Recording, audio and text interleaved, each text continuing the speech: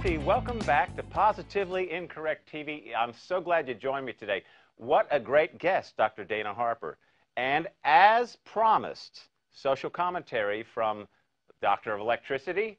It is the one and only Seymore Foxhole. Take it away, Seymore.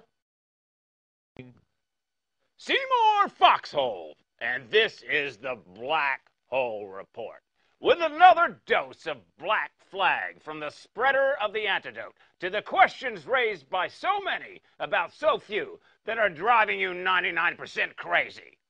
What's really bugging the people of Alabama?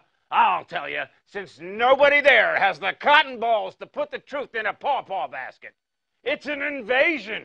It's a creepy, crawly thing that won't go away. And I don't mean Hank Williams Jr. It's worse than an unmowed lawn at the family picnic.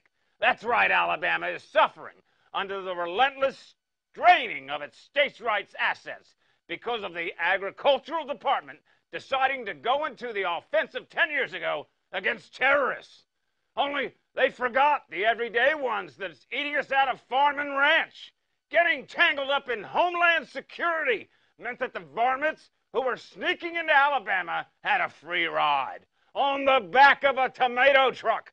I'm talking about the invasion of bugs. Bugs from Mexico, bugs from Canada, bugs from China, which, by the way, are solar powered. Now, everyday citizens of Slap-Out, Alabama have to wonder if the Georgia peach they're tearing into is covered in some kind of deadly bug from hell. Not like the old days when the aroma of pesticides told you this just might be the best and last peach pit you ever swallowed. What to do now, Alabama? How can you lead the nation out of this rotting core of organic dimensions and back to the land of shiny, waxy fruit that bounces back when you throw it against the concrete? The answer, as usual, comes from Texas. Rick Perry. Yeah, that's right. He's flatlining in the polls.